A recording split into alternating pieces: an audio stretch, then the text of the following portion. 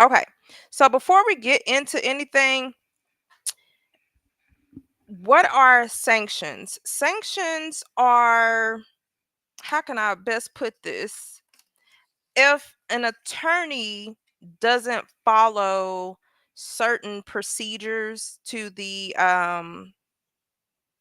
court, whether it's state level, whether it's federal level, if they do some things that will cause them, like if they don't file responses, or if they don't file pro hoc vice, or they're not admitted in a certain district, so on and so forth, the other attorney can file for motion for sanctions. Depending on the severity of it and depending on whether or not it is a repeated offense, then they can take things a little bit further. And when I say they, mainly the judge or whatever district they're in. So the judge will have the last say so. So it may be something where the attorney has been told time and time again by the judge that they shouldn't do this and that, and they will say, okay, well, we are going to submit a grievance to the state bar, and if it's even worse than that, then they can face some type of disciplinary action. I don't see Tony Buzbee actually being um you know going outside the normal. Okay, you have to pay a fine to the other side, or to the plaintiff. At the most, the judge will be like, okay, you will have to pay $3,000 by such and such date, and that has to go to the plaintiff's attorney. I mean, not the plaintiff, the defendant's attorney. And that's it. So it's not something where it's going to get Tony kicked out the case. I don't feel like he's going to face any type of disciplinary action. I don't even think that his bar license will even be reviewed or even thought about, being revoked. All right. So I just wanted to put that out there. But this morning, Alex Spiro has filed a notice for a motion for sanctions. Please note that any type of motion that is filed with the court has to go before the judge. So this is just a motion for sanction. It's not saying that Tony Buzbee, is going to be sanctioned. It is just Alex putting a request to the court to have Tony Buzbee sanctioned. Let me turn off this. And so we're going to get through this. I ain't going to keep y'all long because I do got work to do. All right, so all right, so notice of defendant Sean Carter's motion for sanctions and to strike the complaint pursuant to Federal Rules of Civil Procedure 11. Please take notice that upon the accompanying memorandum of law, declaration of Alex Spiro, and accompanying exhibits, and any other arguments to or materials that the court may consider before this motion is taken under submission by the court.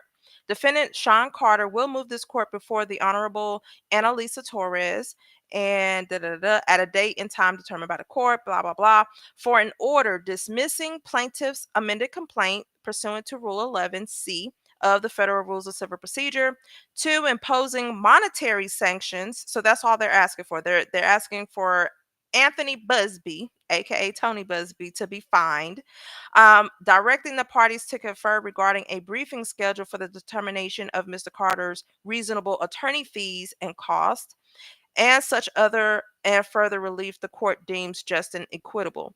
So what they're asking is several things. You know what? Let me, because I don't want to say go back and y'all review the Rule 11, I mean, the video that I did in regards to the Rule 11 sanctions.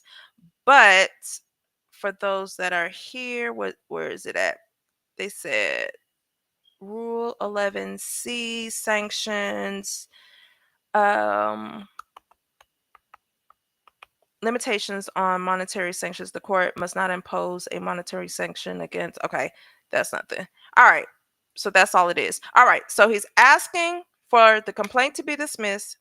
He is asking for Tony Buzbee and his firm to get sanctioned, meaning a fine. They are also asking for them to get together in order to determine how much money Jay-Z has spent just in regards to his part in this case, because more than likely, if Tony Buzbee does get sanctioned, he's not only going to be subject to a fine, but also to pay whatever attorney fees and costs that were associated in fighting this particular case.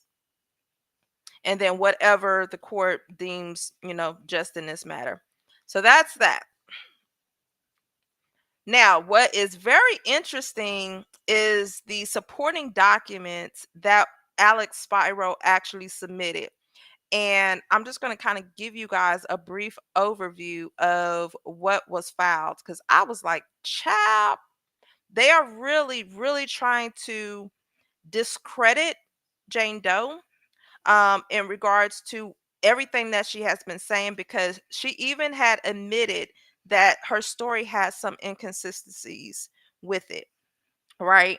But Spiro is saying, okay, we want this case dismissed. We want sanctions against Tony Buzbee because he ain't doing what he was supposed to do. He didn't properly vet the client and so on and so forth. And I did a video with Tony Buzbee's statement to that.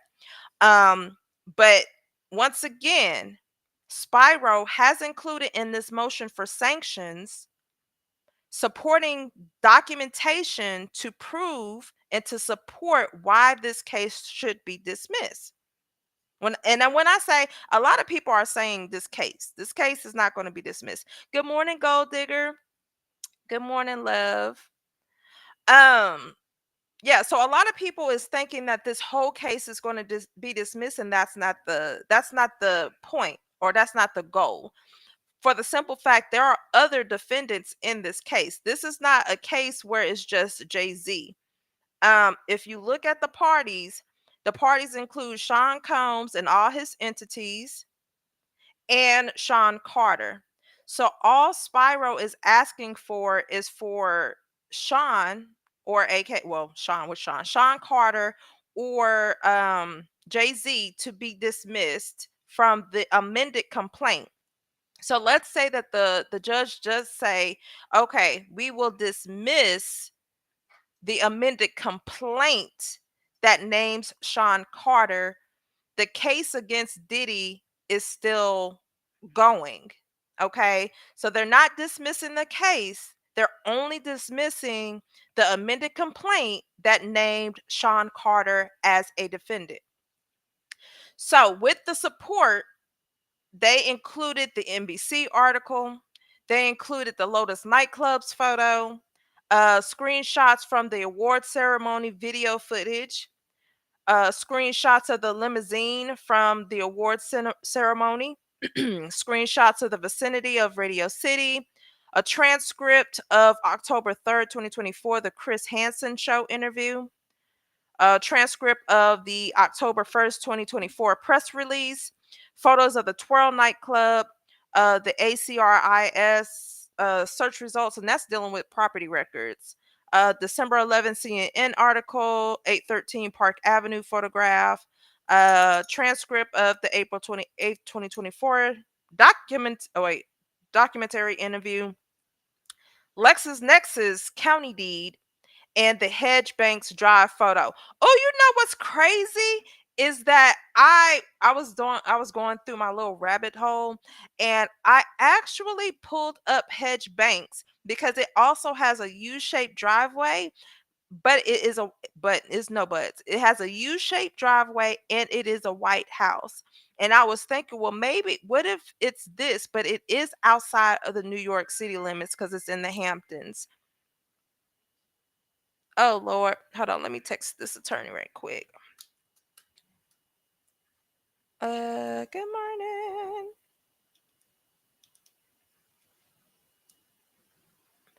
Do either of you all have a consent to associate for referral cases? I need to check.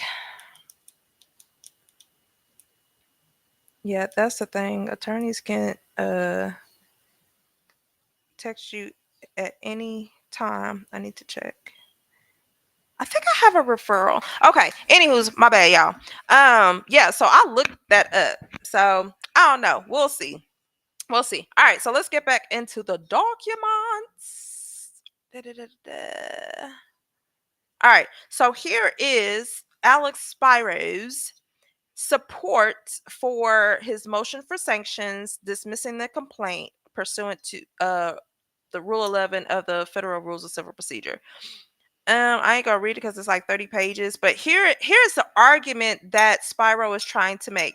The court should impose Rule 11 sanctions for Mr. Buzbee's filing of the amended complaint and refusal to withdraw it. Says A, Mr. Buzbee violated Rule 11B by either filing a knowingly false complaint or failing to conduct a reasonable inquiry into the facts. Their second argument, or part of that argument, is that the court should dismiss the First Amendment complaint and impose monetary sanctions against Mr. Buzbee. Hold on, let me take a sip of my coffee.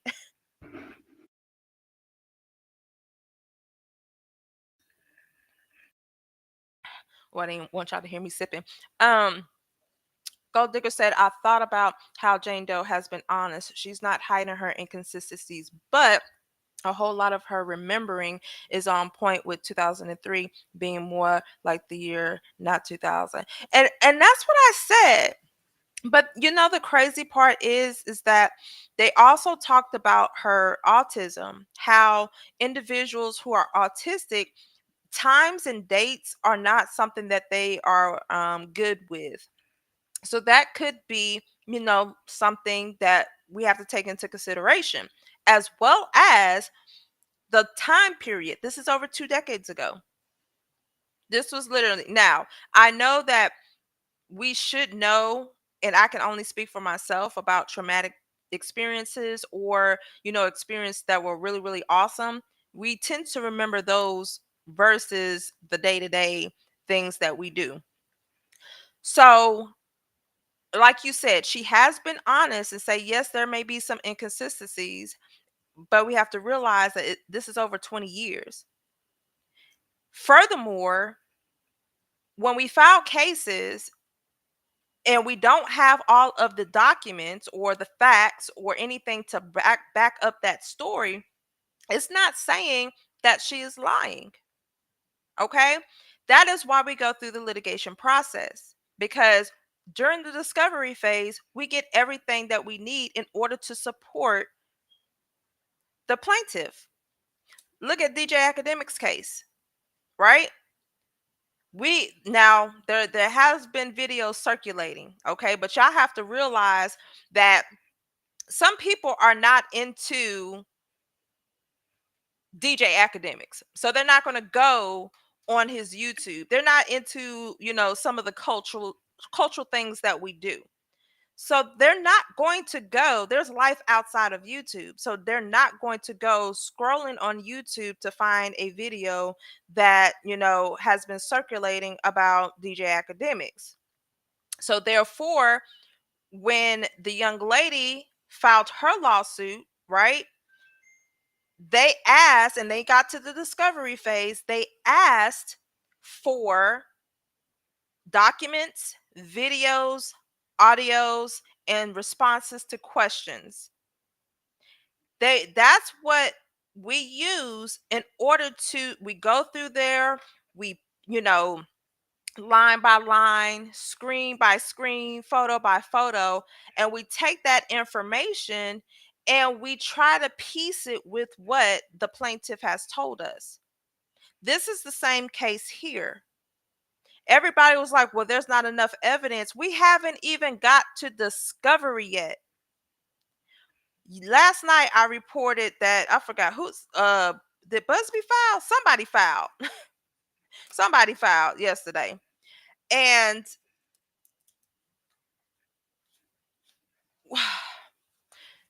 I just want people to realize that a plaintiff cannot move forward without certain evidence.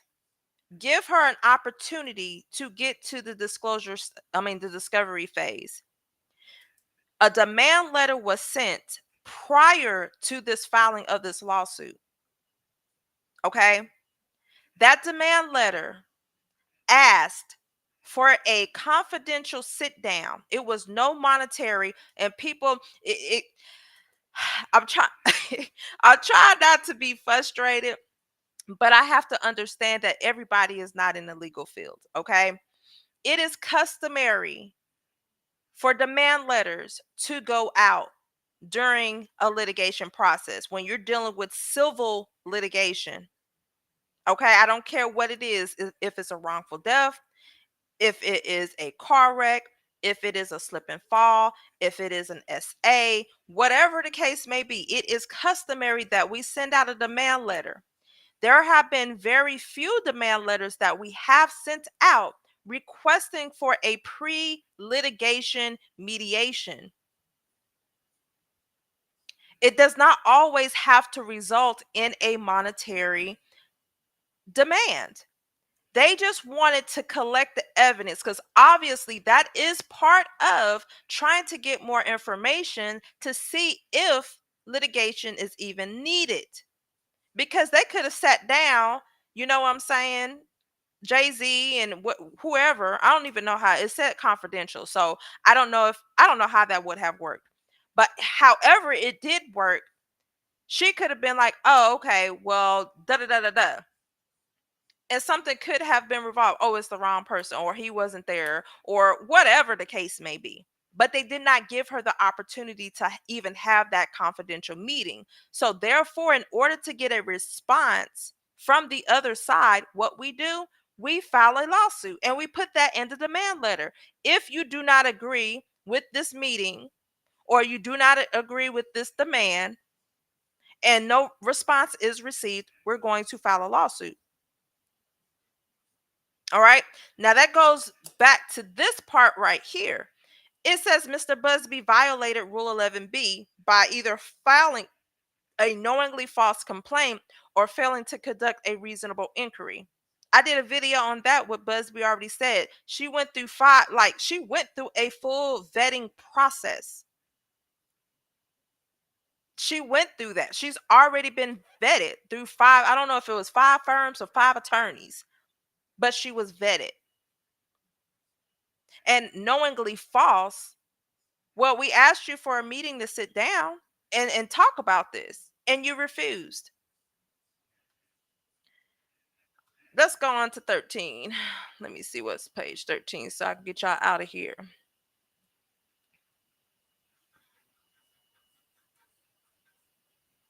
What this preliminary statement.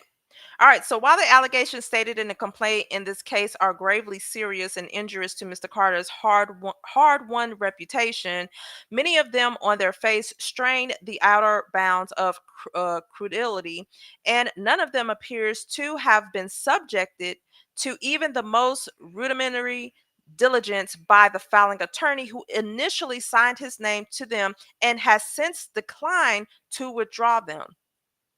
Because the federal rules and professional ethics require more of a filing attorney, Mr. Carter now respectfully seeks appropriate sanctions. Federal Rules of Civil Procedure 11, Rule 11, Paragraph B, Section 3, requires every attorney who signs a complaint to certify that, to the best of their person's knowledge, information, and belief formed after an inquiry reasonable under the circumstances, the factual connections have evidentiary support or is specifically so identified, will likely have evidentiary support after a reasonable opportunity for further investigation or discovery.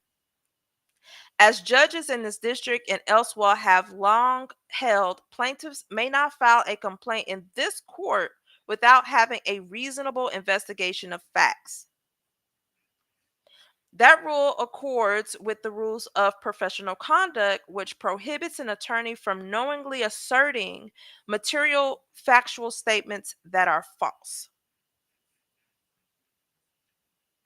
Let me see. New York rule, professional conduct 3.1 states, and from failing to correct a false statement of material fact or law previously made to the tribunal of the lawyer. My thing is, like I said before, she has came out and said that there are inconsistencies. But if she's telling the same story through five different lawyers or five different law firms, Like, what more can she have done? That's the whole process. That's the whole purpose of getting to the discovery phase. This is crazy. Gold Digger said, yes, with autistic people, time and dates are an issue. Spiro should do his homework with regard to the autistic plaintiff. Cognitive is a main issue with autism, and trauma to it is magnified. Yes, he should have taken the confidential meeting. I agree. Yes, y'all definitely support. Definitely hit that like button. That's all that is free. That's all y'all got to do. And hoping your day is going smoother, even though it's 10:13 where I'm at. All right. So the basic guardrails in litigation are critical to the integrity of the judicial process. Courts rely on attorneys to conduct a reasonable investigation into the facts alleged in a complaint to avoid wasting judicial and party resources litigating meritless claims. They let me see. They cited Bus Guides Inc. and Chromatic. I don't know what is that. Something enters where it was stated that Rule 11 is aimed at curbing abuses of the judicial system. They also quoted Cooter and Gill versus Hartmax, where they stated that the central purpose of Rule 11 is to deter baseless filings in the district court. My thing is, why do y'all feel like these claims are baseless and meritless? Moreover, in cases where the allegations assert outrageous or criminal conduct, an attorney's certification that the allegations are reasonable, supported by evidence, ensures that parties cannot improperly use statements in judicial filings, often shielded from defamation liability by the litigation privilege, and impugn the reputations of innocent people or attempt to extract unwarranted settlements. My thing is, I get what they're saying. However, these are just regular cases that they're citing. What case similar to this case can you have cited? Y'all see what I'm saying? So these are like general rules. These are general rules. But what about rules specific to SA? Okay? Because you have to think about it. An SA case is not going to be the same as a case of a breach in contract or a car wreck case. It's not the same. SA cases are very, very sensitive cases. Spyro don't want the evidence to be revealed. I think they know it will end his career. And that's probably why they doing all this shenanigans. If y'all haven't watched my video last night, Tony Buzbee filed a second lawsuit against Rock Nation and that MG legal and stuff like that. That's my thing. They're working overtime trying not to get this uh out. I believe that. But yeah, so like I was saying, it's good that you are citing these cases, but once again, you have to think about the nature of this particular case. How can you say that an SA victim's her alleged facts are meritless and baseless? They also cited Ursherson and Banshell where sanctions was warranted, where counsel. Oh wait, hold on, I done missed the whole thing. Hold up. Uh, Moreover, in cases where the allegations assert outrageous or criminal conduct, I think I already read that. Oh no, I didn't. An attorney certification that the allegations are reasonable, supported by an evidence, ensures that the parties cannot improperly use statements in judicial filings, often shielded from defamation liability by the litigation privilege, to impugn their. Oh yeah, I did read that. All right, so China versus DL Piper. It said that sanctions appropriate where claim can only be viewed as attempt to harass defendants and cause reputational harm. So what they're saying is by her filing this lawsuit and Busby not properly vetting her to ensure that the facts were straight, that they are harassing Jay-Z and causing reputational harm to him. And Spyro is asking them to sanction Busby because of this. Then in another case, they cited Usherson versus Bandshell Artist Management. Once again, nothing to do with any SA case. Sanctions warranted where counsel maintained the lawsuit without any investigation, indicating broad strategy to use burdens of litigation to extract settlements, even in frivolous and unmeritorious suits. Once again, this lawsuit is very different from the ones that you are citing in this case. I honestly don't believe her claim, and Buzbee is not on the up and up due to his other lawsuits against athletes. His own record is. And I get that. However, y'all can't sit there and look at any other lawsuits. Like, each lawsuit is handled differently. No lawsuit is going to be the same. So, because what he's doing in another lawsuit does not, it can't spill over into this particular lawsuit. Like, we're not, how can I say this? All lawsuits are treated on a case by case basis. We don't treat anyone less than the other. However, we do pay special attention to cases involving SA and even wrongful death and some personal injury depending on that. So once again, everybody is saying that, and it's fine. You don't have to believe her claim. However, let her get to the discovery process. Why people don't want to go through the litigation is beyond me. That is beyond me. That part, they don't want evidence to come forth. They're fighting hard to get this entire case squashed before it even goes before the judge. But see, that's the thing. It's not even the case because Diddy is still. This is a case with Diddy and his entities, and Jay-Z just happened to be named as one of the defendants. So the case is not going to be dismissed. It's only going to be the First Amendment complaint that gets dismissed, but the charges are still going to be, and I say charges, the case is still going to have Diddy and his, his entities on there. So it's just like Diddy, I mean not Diddy, but Jay-Z is throwing Diddy under the bus. Like, hey, I ain't got nothing to do with this. I ain't do nothing with this. This was all Diddy. That's all it is. Why didn't the first firm represent her? Buzbee says she was given to him. Y'all have to understand, and just like if y'all was in here, the attorney, he asked me, did I have a referral agreement? We do that all the time. Y'all have to understand that not all law firms handle certain cases. So for us, even though we handle civil litigation, we do personal injury such as slip and falls, car wrecks, did I say wrongful death? Wrongful death, Uber cases, but we haven't done any SA cases. Now, we may say, or I may say, hey, I know an attorney that does handle nothing but SA cases. So that is why it just depends on the severity of the case, the workload, and if the attorney or the firm actually handles that. You don't want to go to a firm and they never handled an SA case.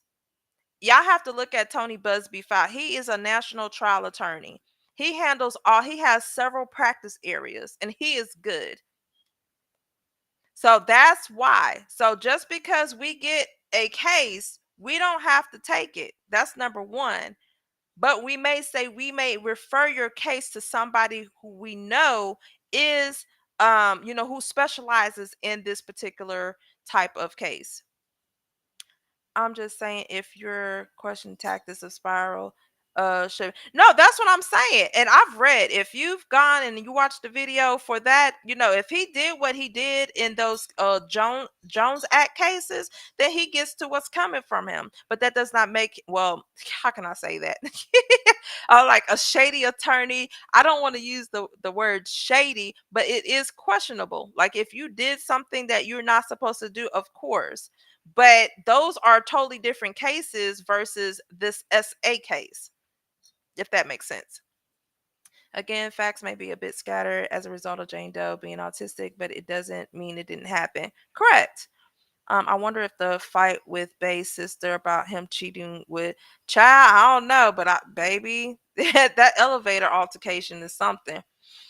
All right. So plaintiff's lead attorney Anthony Buzbee has violated Rule 11B by either knowingly making false allegations about Mr. Carter in the amended complaint, failing to conduct an adequate investigation into the complaint's factual allegations, or at minimum failing to withdraw the complaint once it became clear that numerous allegations in the complaint are false and the other allegations are therefore at least highly suspect. Oh, yes, ma'am. Yes, I love a debate. Yeah, so I have a whole playlist, so it makes it easier. So definitely go back and watch that. Yeah. So Busby, I was on him. If he did do what they said he did, he definitely needs to be held accountable for that. I don't like uh attorneys that try to take advantage of the situation. All right. Let's talk about this complaint. The First Amendment complaint alleges that that following the 2000 video VMAs, that's what I'm gonna call it, plaintiff was rugged and raped at a celebrity party. But almost immediately after the FAC, which is the First Amendment complaint, was filed, NBC News journalists determined that a number of allegations were either false or highly doubtful. Now, these are journalists. I'm not putting anything against journalists or the court of public opinion. However, they would have to do significant research in order to determine that her allegations was false. Like, yes, she said one thing here, but in the interview you said another thing. But once again, that goes back to allowing her to go through the discovery phase where you have the experts to sit down and speak with her, and you are allowed for investigation to happen in order for the facts to come out. And then whether or not the case can be dismissed at any time, but let her go through the discovery phase so that we can get to the nitty gritty. Sharing a true example, my niece took an Uber. Oh man, what? Those Uber cases? That I'm gonna have to pull a Uber case, and we might have to do that. But it's really sad what goes down in those darn Ubers. For example, paragraph 44 of the complaint claims that the party occurred at a large white residence with a gated U-shaped driveway. That was approximately 20 minutes from the VMAs by car, but photos show that after the VMAs, Mr. Carter attended a party at Lotus, a nightclub in New York. And then let me see. Oh, they attached the article, so that's the article, Exhibit 1. Paragraph 60 states that after the alleged assault, plaintiff father drove to pick her up, but the father has no recollection of doing so, despite the fact that it would have been a 10-hour drive round trip to retrieve his 13-year-old daughter from a random gas station. Paragraph 46 states that the plaintiff spoke to celebrities at the alleged party, but when journalists pressed her as to which celebrities she spoke with, she named a person who was in Chicago that evening performing a concert. Paragraph 40 states that the plaintiff watched the VMAs on a Jumbotron. In fact, photos from that evening show where there was no Jumbotron, as New York City had denied MTV a permit. And the same paragraph says that plaintiff approached limousine drivers at the VMA, but video shows that the limousine area was uh, cordoned off by police and inaccessible to fans. All right. So, by any objective measure, the fact that nearly every step in the plaintiff's narrative, from her arrival at the VMAs to her interactions with the limousine driver and celebrities to ride with her father, turns out to be false or highly likely casts considerable doubt on plaintiff's allegations that Mr. Carter raped her, which he did not. Confronted with those galling red flags, a competent and ethical attorney would have not only omitted the many erroneous allegations from the complaint, but also completed a thorough and careful vetting of the core assault allegation before affixing his or her signature to the complaint. Abiding by the ethical duty was especially important here given the defamatory character of the assault allegation and the near certainty that complaint would generate massive publicity in light of the identity of the defendant. inflicting irreparable reputational harm and forcing him to explain to his own children that he had been falsely accused of assaulting a child. And conducting a thorough inquiry is particularly critical where, as here, the plaintiff has no corroborating witness for her account and claims that she did not tell a soul about the incident at any point in the last quarter century, including her father, who supposedly picked her up. They cited Saltz versus the city of New York, where counsel must rely on his client. He has an obligation to question him thoroughly, not accepting his version on faith alone.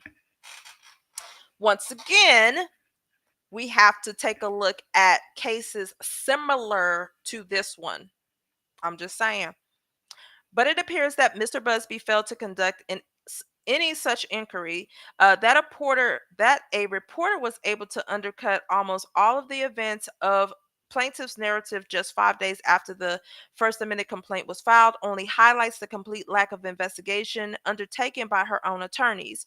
A simple call to her father, a review of publicly available video footage and photos from that night at and after the VMAs, or a view of publicly available property records would have quickly revealed that the implausibility of her allegations.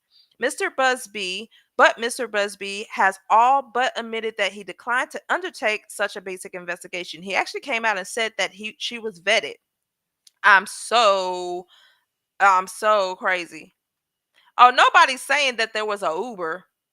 If y'all go back and read what Gold Digger said, then you'll understand why she uh said the Uber. Uber from Cali to Arizona to say hi to a friend. She's autistic and her actions actually put her in danger. She was a teen when she did this, then took an Uber back to Cali. Oh wow.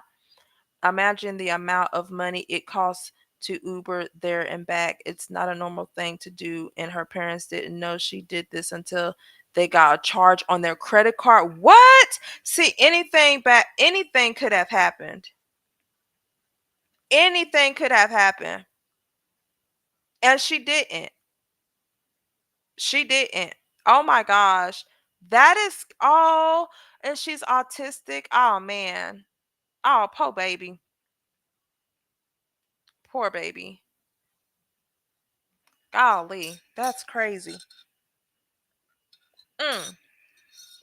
It was something that I wanted to say too. And we, unfortunately, because she didn't tell anybody, it's not like we can go back to the gas station that she went to and pull footage.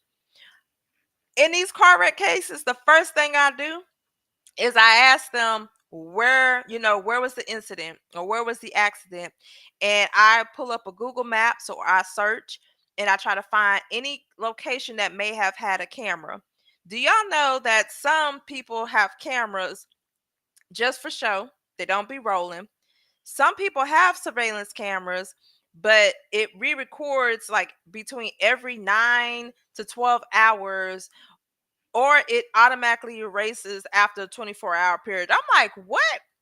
So that's one way that we could corroborate her story. But unfortunately, here we are a decade, 2 decades later, there's just no way to get that unless she would have called the police when she went to the gas station, but that's neither here nor there. Da da da da. Okay, when confronted by NBC News journalists with a series of false allegations in the complaint, Mr. Buzbee sought to recover for his utter lack of diligence by claiming his client would undergo a polygraph examination, an offer he seems to have abandoned since making it weeks ago. And he's passed the buck, stating that another unnamed firm had vetted the allegations that the Buzbee firm would continue to vet plaintiff's claim and collect corroborating data to the extent it exists. That is entirely improper. It was Mr. Busbee's responsibility to conduct a factual investigation into the allegations before he signed the complaint, not afterward, and he cannot evade the core ethical responsibility by relying on the work of other attorneys who did not sign the pleading and are not associated with this firm. Um, And I just want everybody to know this is an essay case. We cannot treat it as a like any other type of civil case. You just can't. With these type of allegations, you can't. I can see if it was, a breach of contract or, another type of civil litigation, but for an essay case, I don't see it. Uh, all right. So they're just mainly talking about him signing a pleading or a petition and submitting it to the court, knowing that the facts are, well, not the facts, knowing that there are lies being told. Let's put it that way. Moreover, although Mr. Buzbee claimed in his statement to the journalist that his firm had interrogated plaintiff intensely, she admitted to the journalist that she had made some mistakes and was guessing about key details, serious problems with her account that Mr. Buzbee would have uncovered had his firm actually interrogated plaintiff. Instead of conducting a thorough investigation, Mr. Buzbee filed a complaint setting forth one of the most serious allegations of criminal conduct imaginable, and with an accompanying publicity campaign on social media and elsewhere, based on an uncorroborated claim of assault that relied on an easily disprovable factual narrative. And explicitly, even though the NBC News story was published over 3 weeks ago, Mr. Buzbee has taken no action to withdraw a complaint that contains provably false statements. You know what I think? I'm just thinking through all of this, and I don't know how they can, check, but Diddy hasn't said anything. Diddy has not said, no, Jay-Z wasn't there. And I know Diddy talks because just last night they was talking about how he's upset that Luigi is getting all this attention and he's rooted as a hero and he a little jealous. So I know Diddy talks. Diddy has not once said Jay-Z was not in that room. I wonder what his response is when he got filed. So I need to see what his answer is because this is Question: what's the chances of someone not seeing a 13-year-old white girl walking down the road at the time of mourning and not call the cops or stop to help? Oh, that hey, you right. You right. Trust me, I done went down my own rabbit hole. I have went down my own rabbit hole. So I'm just sitting back and observing like everybody else. Cause I'm just like in the middle of the night. Like now, I'm gonna tell y'all, I personally thought that she was referring to because if an autistic individual does have problems with dates and times, trying to not trying to figure out, but determining how much time it takes to do something or go somewhere or anything of that nature. I was like she said, the car ride was 20 minutes. What if that car ride was, 2 hours, but it felt like 20 minutes to her? You see what I'm saying? Because my thought process, she said it was a White House with a U-shaped driveway. I pulled up the Hamptons and bam. Now, the only thing I can't prove, because I'm not there, I can't prove that there were any gas stations in that area at that time. Because when I pull up the map, I see nothing but houses and I don't see a gas station in sight. So again, yeah, I mean, I get what you're saying, Fernando. However, that is why we get to the litigation part, because you're going to have experts in certain fields that are needed in order to pick a piece, her story, and try to connect the dots with it. Hey, Queen Grandma, how you doing? How you doing? How you doing? Right? And why would baby filing for divorce? I heard that, but I don't think they filing for no divorce. She ain't about to divorce him. But why Jay-Z sitting there? Hey, y'all heard about the mergers and acquisitions that's going on? I promise you, it was people leaving that party at that time and would have seen it. Oh no, I agree. I agree.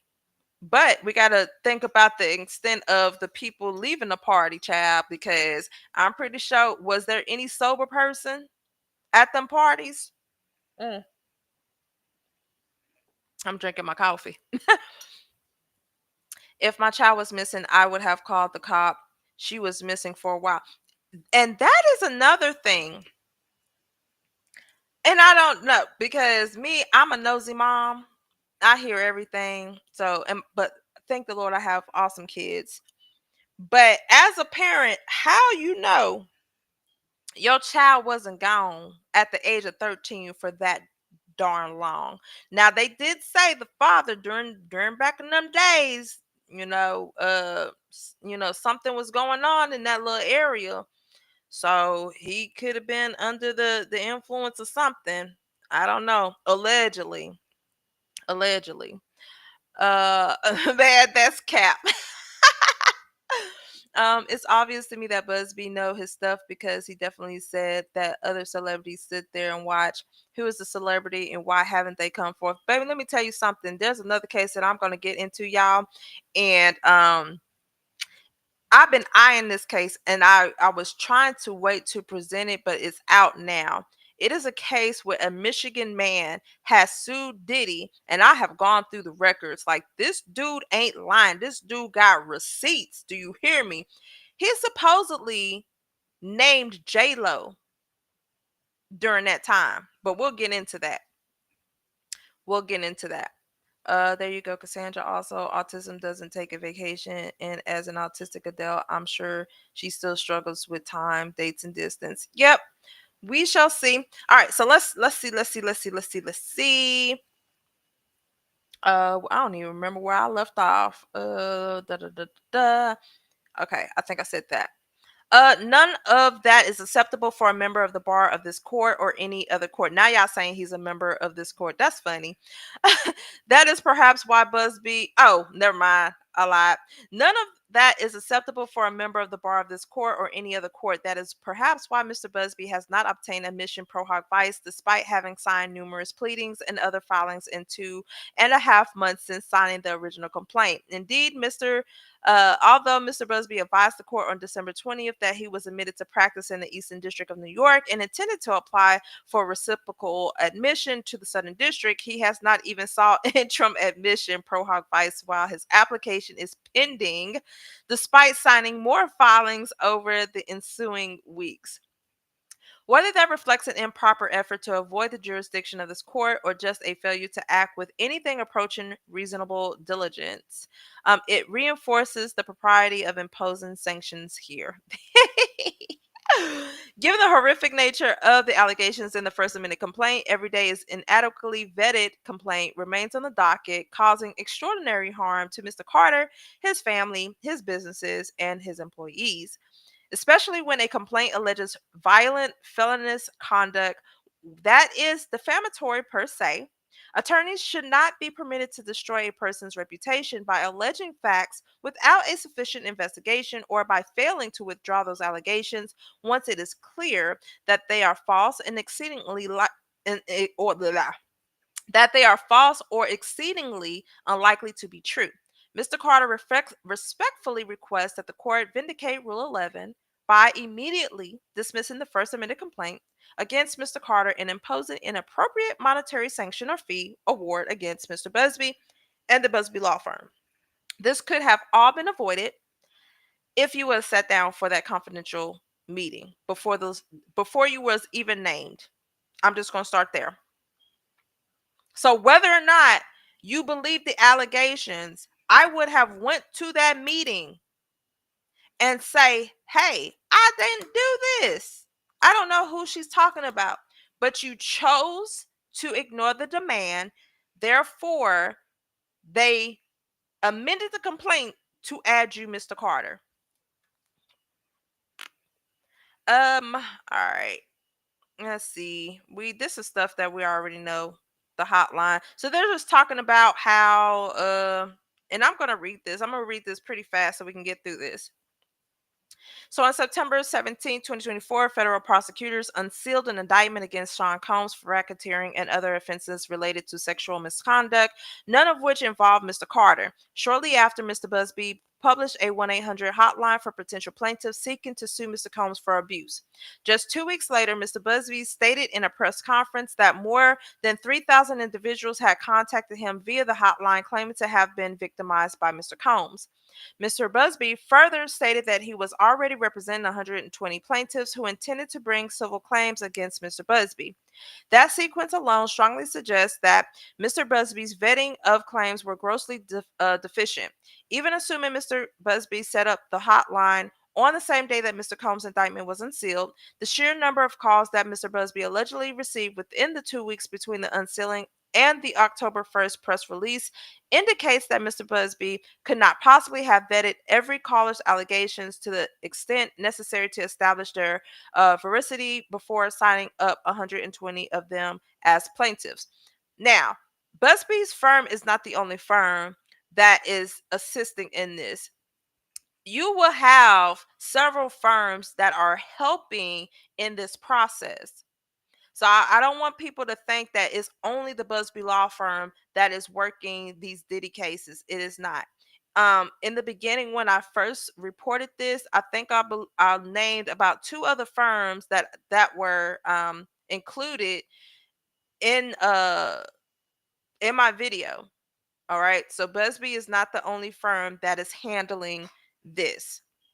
Let's get that clear. But within weeks of his press conference and in apparent rush to be the first attorney to get claims on file against Mr. Combs, Mr. Buzbee filed 15 lawsuits on behalf of individuals who contacted him via the hotline in this court alone. In addition to those 15 lawsuits, Mr. Buzbee also filed the original complaint in this case on October 20th, 2024. The complaint alleged that Mr. Combs, along with another unnamed male celebrity, raped plaintiff at a party hosted by Mr. Combs following the VMAs on September 7, 2000, while a female celebrity watched. In a letter dated November 5th and in the subsequent telephone conversations, Mr. Buzbee threatened to go public with false and defamatory allegations that Mr. Carter was the other male celebrity who had raped plaintiff and that he raped another minor. Unless Mr. Carter agreed to pay an exorbitant sum in private mediation, Mr. Buzbee anonymously, threatened to take a different course if Mr. Carter did not commit to the mediation within a mere 2 weeks.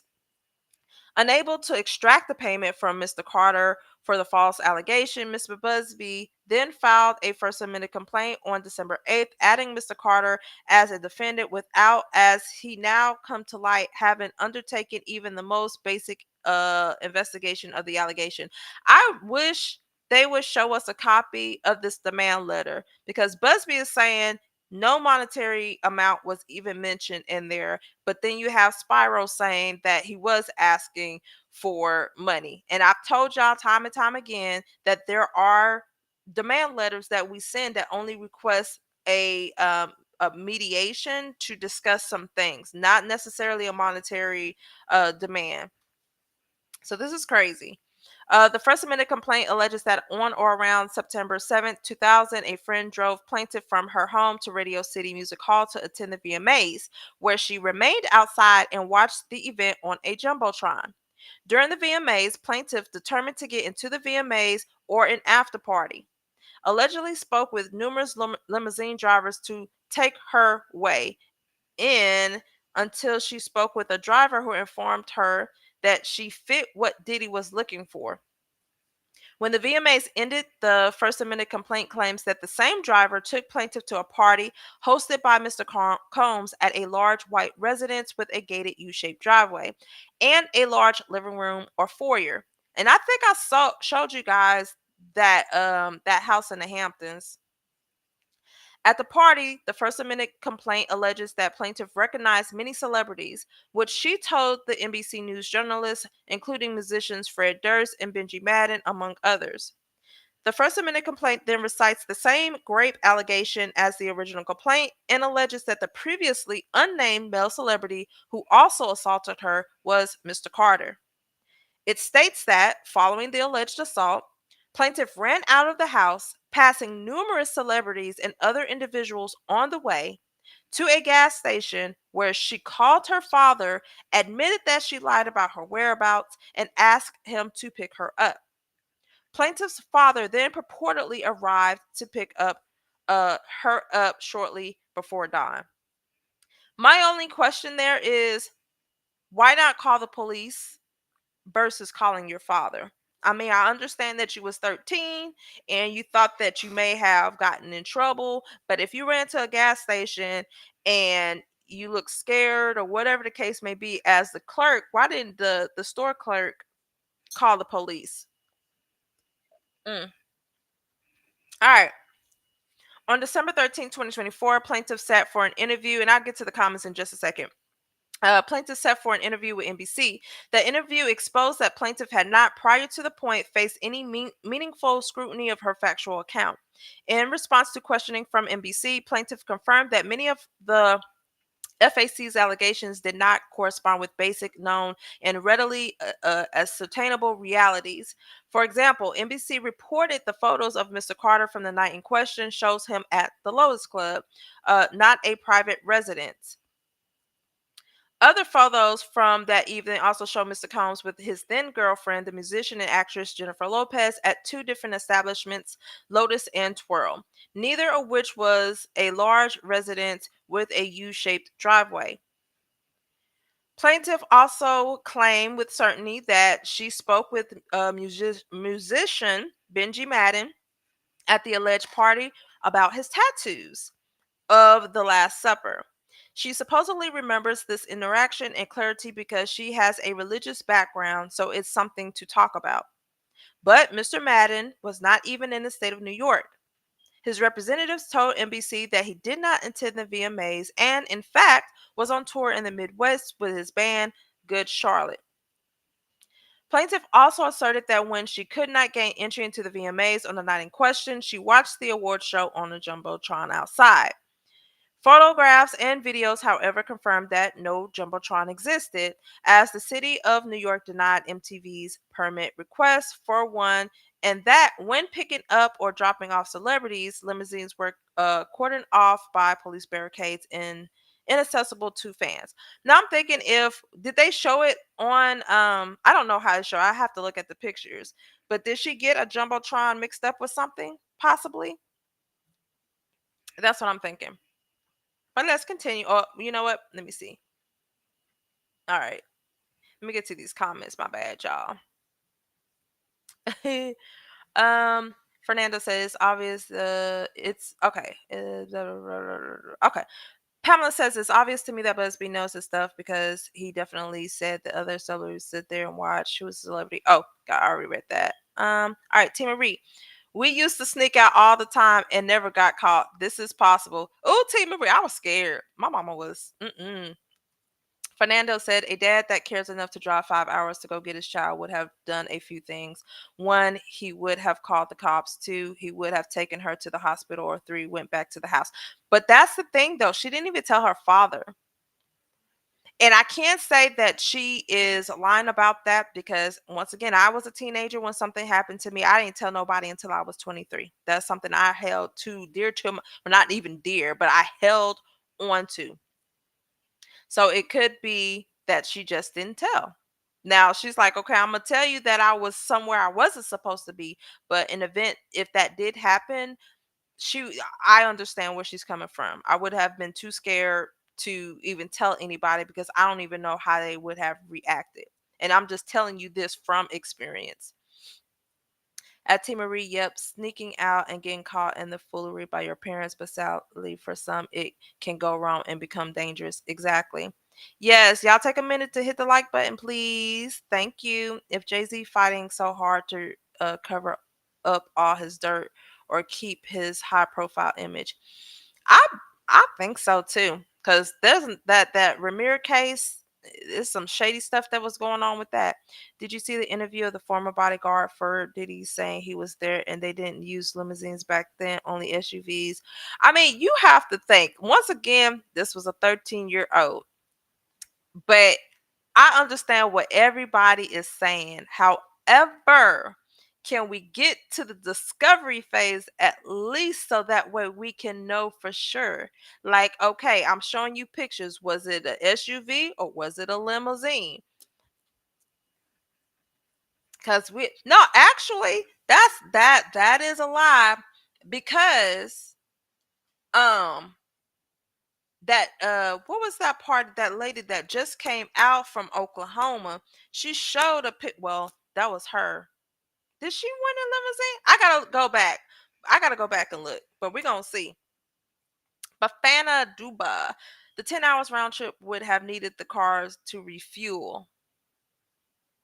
Yeah, you right about that. Huh.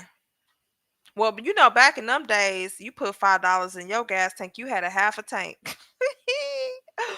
All right, so all of this would have caused any reasonable attorney to put the brakes on filing an inflammatory complaint and to conduct a more thorough investigation into plaintiff's allegations. Such an investigation would have immediately led the attorney to the first admitted complaint only identified witnesses of the alleged events, plaintiff's father. And even a brief call to him would have revealed, as an NBC News journalist immediately found out, that he was entirely unaware of the assault until the next week he was interviewed and had no recollection of picking his daughter up at a gas station. Given that plaintiff and her father were living in Rochester at the time, a 5-hour drive to New York City is unlikely that he would have forgotten about the incident it had actually occurred. He said to, he said so himself. I feel like I would remember that and I don't. That's something that would definitely stick in my mind. I mean, really?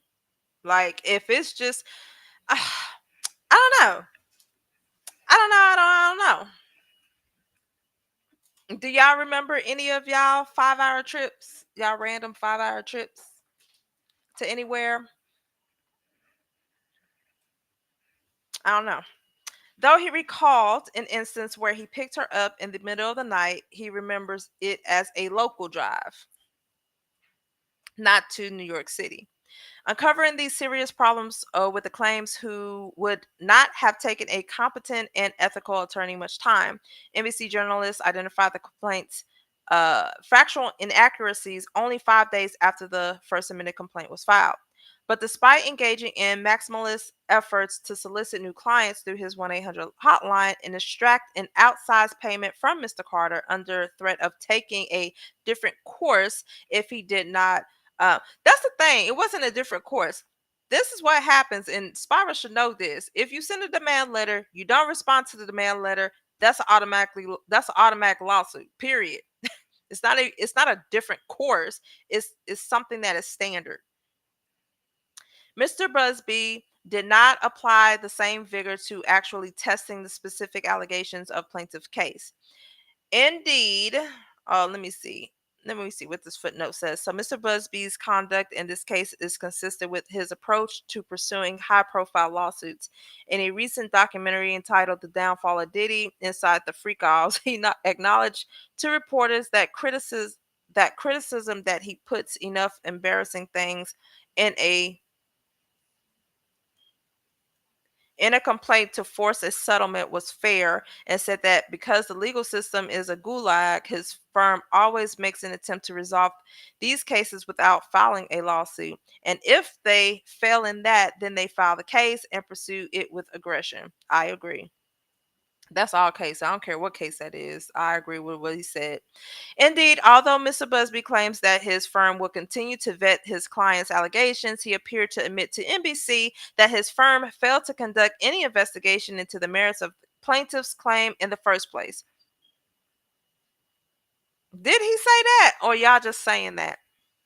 It would have been simple to call plaintiff's father, review publicly available property records, or use a search engine to find photographs and videos of the VMAs from the night in question. But Mr. Busby apparently did not undertake even these basic steps. Now, I'm going to put a pause on that only because at those freak offs, they didn't allow for cameras or any phones to be taken, like, because y'all know it was the party and then the after party. the freak offs. Now the if we do a Google search for, photos of any of Diddy parties, you will see like a camera person taking photos. But have y'all ever noticed anybody who is holding a phone? And one of the ladies who actually went to a freak off said they have to put their phones in whatever. I don't know if it's a case, so whatever they called it. So even though we can find photos of them being at the club, we're not going to find any photos of anybody at a freak off because they were not allowed to have their phones.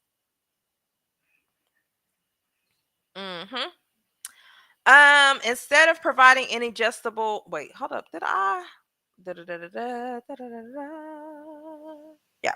All right. So instead of providing any justifiable basis for this complete failure to comply with Rule 11, Mr. Buzbee has sought to shirk his Rule 11 obligations and foist blame onto another law firm, telling NBC Joe's case was referred to our firm by another who vetted it prior to sending it to us. He also attempted to make up his own lack of diligence by volunteering that his client would undergo a polygraph examination. But despite his routine social media updates about this case, he has been notably silent about whether plaintiff has sat for the test or what the results were. Following the publication of the NBC article on December 13th, Mr. Carter filed a pre-motion letter informing the court of his intention to immediately file for sanctions to dismiss plaintiff's First Amendment complaint and requesting that the court shorten Rule 11's 21-day safe harbor period to 1 day in light of the extraordinary and ongoing reputational harm inflicted by the complaint's false allegation of SA. 4 days later, Mr. Carter served a copy of his motion to Mr. Buzbee and all counsels of record via email. Though the court denied Mr. Carter's request to shorten the filing deadline, it permitted him to file this motion in compliance with the rules safe harbor period, as you should have done that first. Since December 17th, Mr. Buzbee has not sought to withdraw the First Amendment complaint during the 21-day safe harbor period provided by Rule 11. This is a lot. Oh, wait. Let's see. That's a good point. No parent would forget that. Gotcha. Gold Digger said in the year 2003, all of the things she stated did happen. Party at Diddy's happened.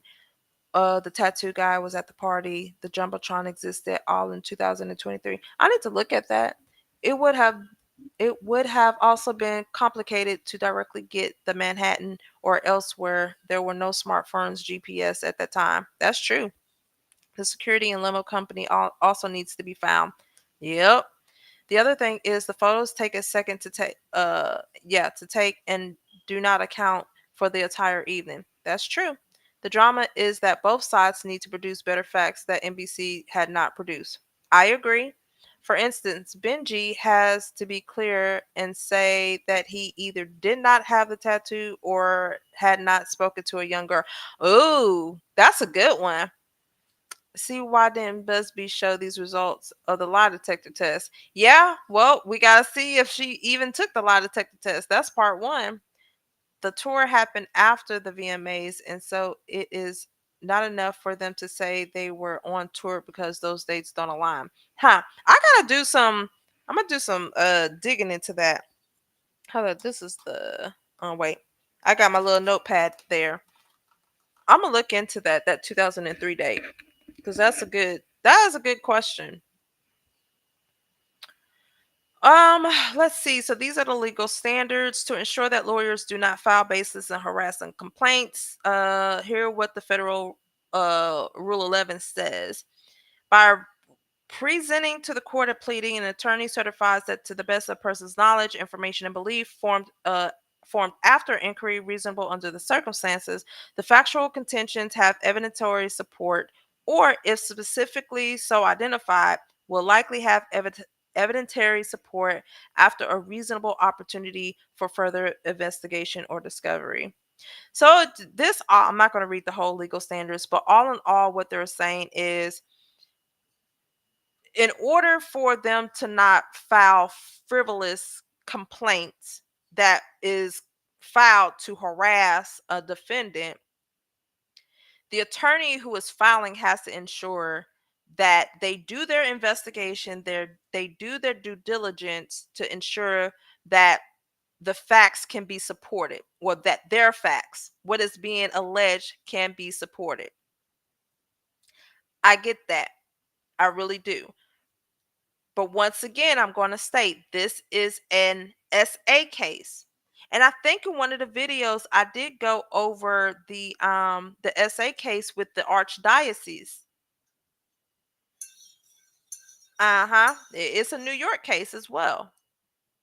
So this case is a little bit different because all of the facts aren't there. Well, I don't want to say that. Her allegations at this time cannot be supported by evidentiary support or evidence. Who we? Let me see. So the court should impose. So they want him to be sanctioned because he provided. All right, Mr. Buzbee signed in complaint, First Amendment complaint containing extraordinary, serious, and defamatory claims against Mr. Carter, because so much of the narrative set out in the complaint is demonstrably false and other alleged allegations are highly unlikely. It is clear that Mr. Buzbee either knowingly filed a false complaint or failed to conduct a reasonable inquiry into the factual allegations. Mr. Buzbee all but admitted that he failed to vet the complaint and we was still searching for corroboration of the allegations, casting the blame on an unnamed law firm that referred him the case. Yet weeks after the interview aired, Mr. Buzbee failed to withdraw the First Amendment complaint or even move for admission into the Southern District. um Here it is clear from easily ascertainable, information that numerous allegations in the complaint were false or highly doubtful. By all indications, Mr. Buzbee did not conduct a reasonable investigation into the facts before signing the complaint. First, photographs obtained by NBC from the evening in question makes plaintiff allegations implausible in the extreme. According to the First Amendment complaint, the assault occurred at a party hosted by Mr. Combs in a private residence. But NBC reported that photos of Mr. Carter from that evening showed him at a party at a completely different location, the now closed Lotus nightclub in New York City. The First Amendment complaint description of the location where the party and purported assault occurred, a large white residence with a gated U-shaped driveway, which included a large living room or foyer and a hallway containing several rooms off of it, including a bedroom, bears no resemblance to the location or venue of the party where Mr. Carter was photographed that night. Moreover, Mr. Busby made it clear in a statement to NBC that plaintiff does not claim the assault occurred at the Notice Light Club. That's what I'm.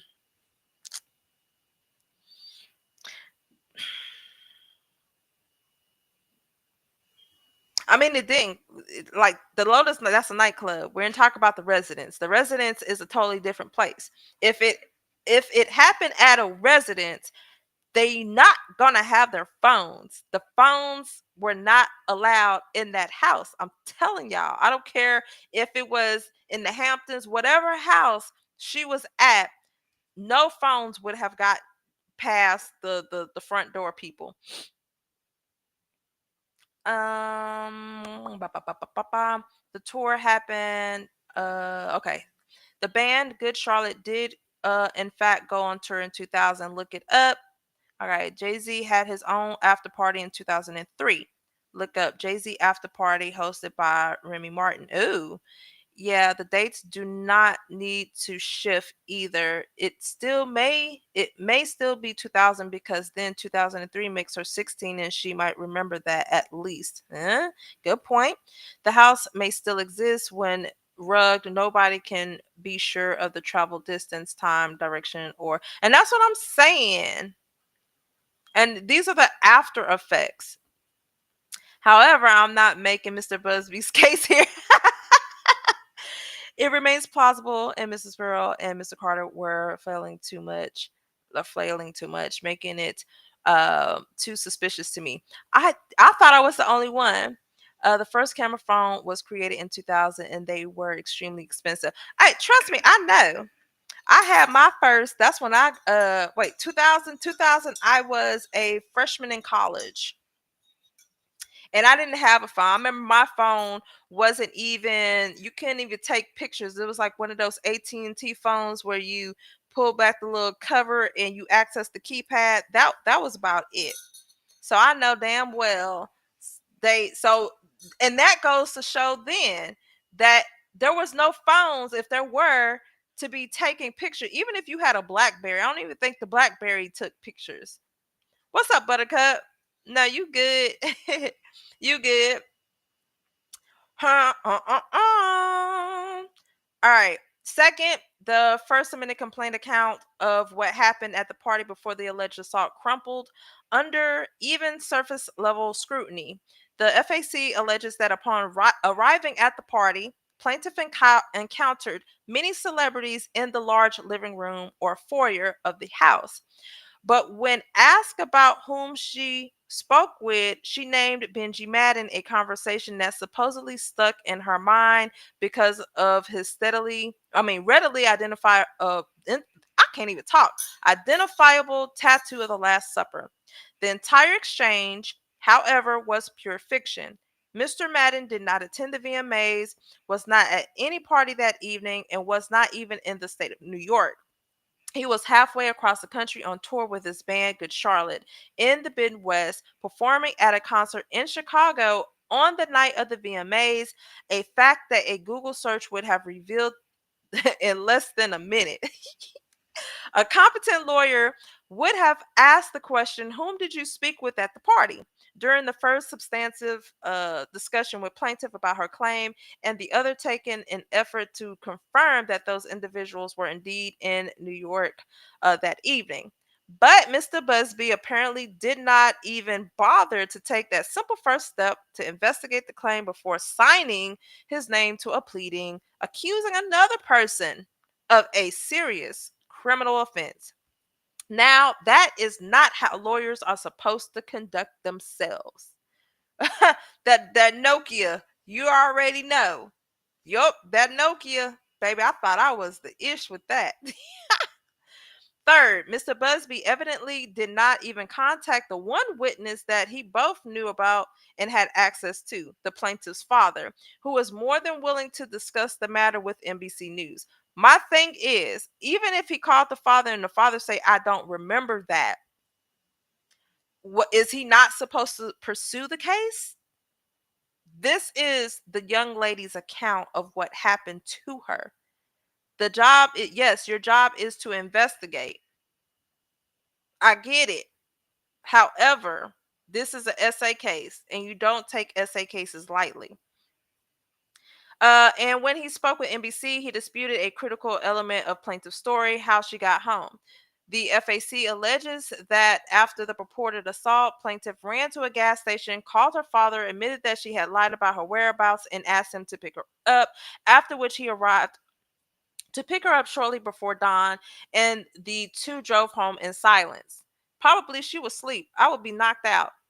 When asked about the claim, however, plaintiff's father told NBC that he has no memory of this drive ever happening, even though it would have involved a 10-hour round trip to pick up his 13-year-old daughter from a random gas station.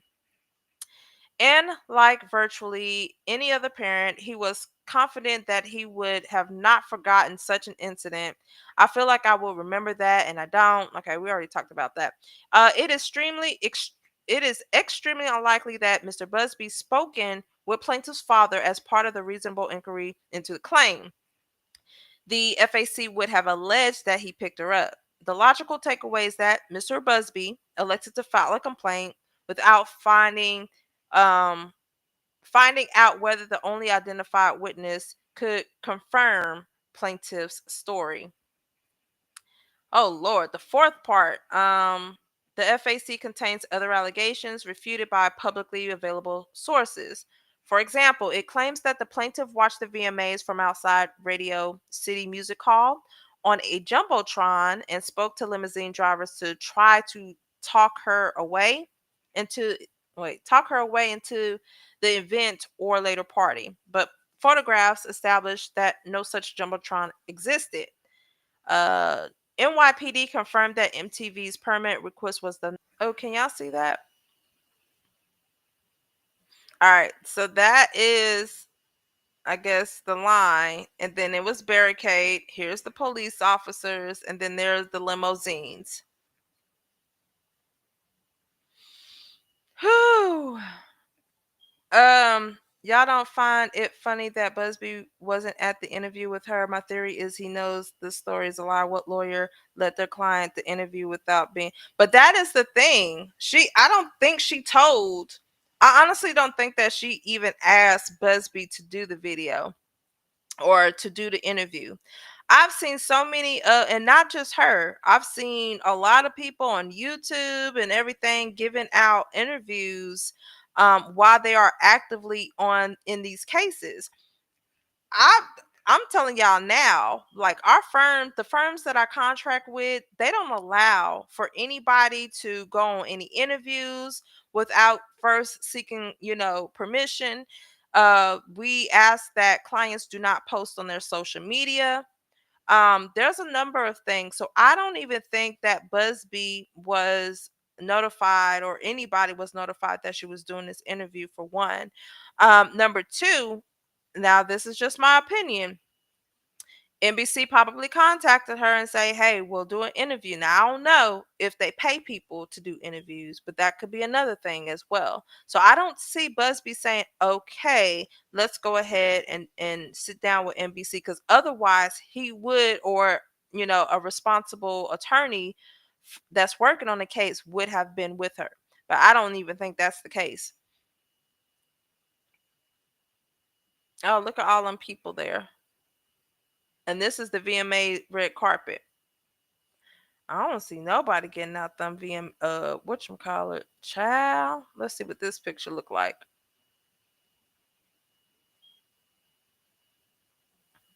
Yeah, they had barricades.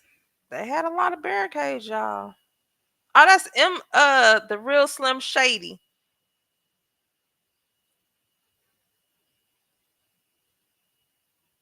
Dang. Child. Look at all of them Slim Shadies. Hi, kids. I bet as they're looking for this, they was probably jamming. That's crazy. Ah, Lord Jesus.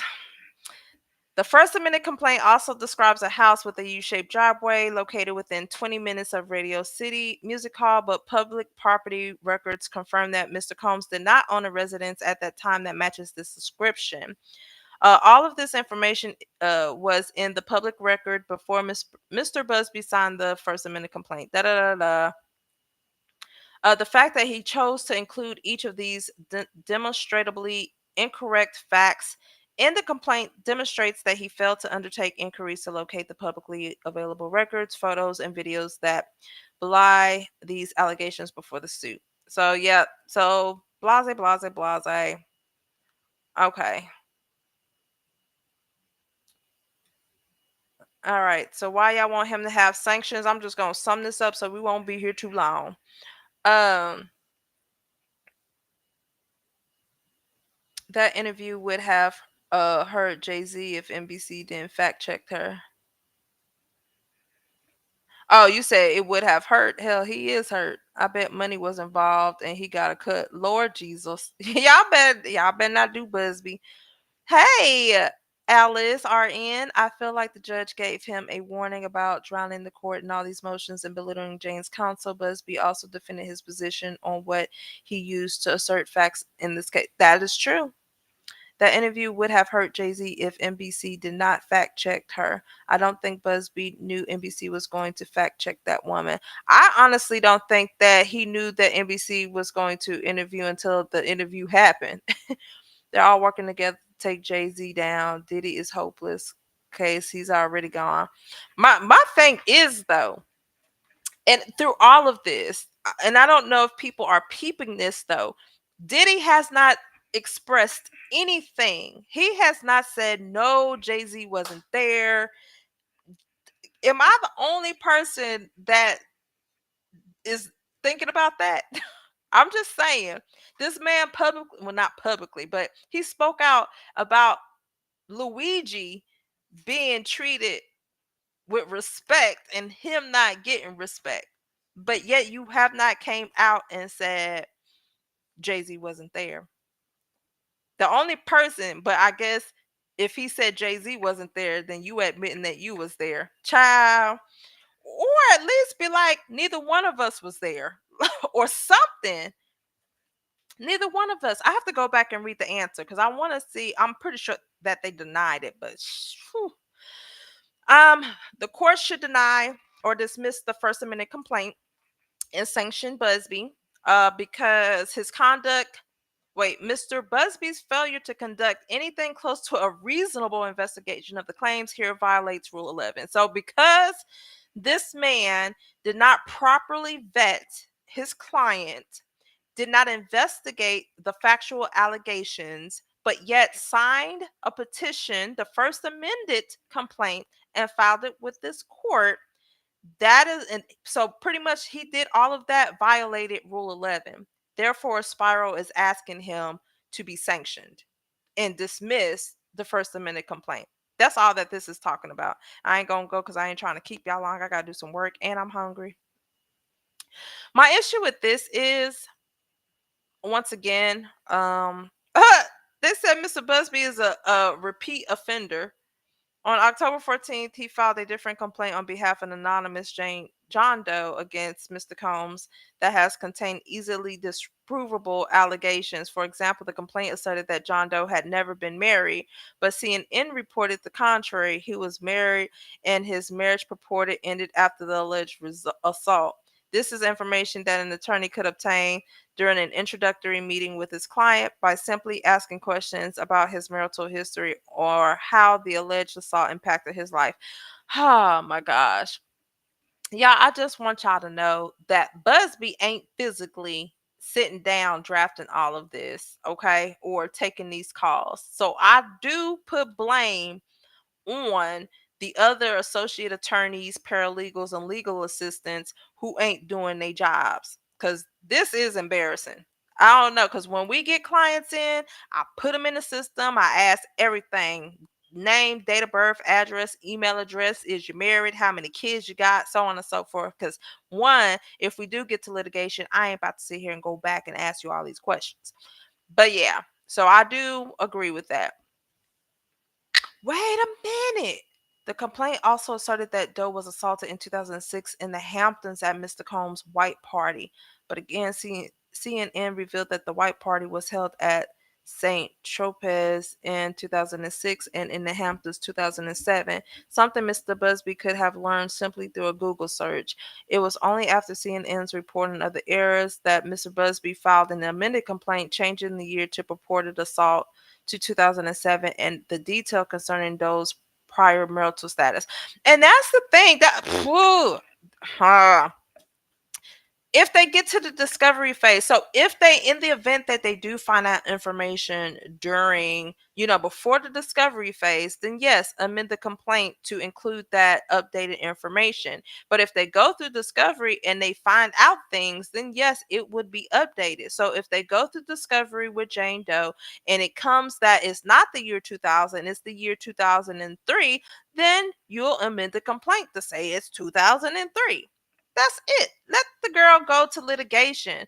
So whether we think she's right or wrong, or she's lying or she's telling the truth, at the end of the day, during discovery, that is going to help us determine what the truth is. And it will be supported by the documents, by the information, the photos, the videos, whatever can be obtained during that time. Her story will be corroborated by that. But if we dismiss the complaint, then we'll never know. Everybody would just run with the narrative that she is lying. Do, do, do, do, do, do, do. Let me see.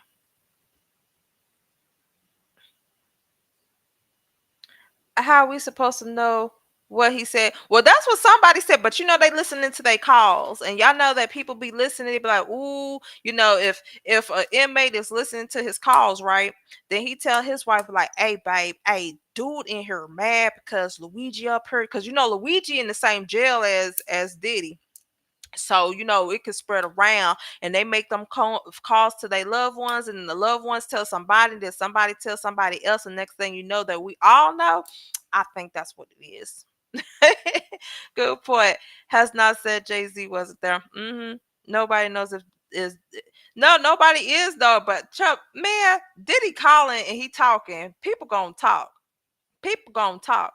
I think this is a red herring. Mr. Busby is standing 10 toes down. Well, I smell something good. I'm hungry, y'all. Mr. Busby is standing 10 toes down, and they are merely distracting him. I think so.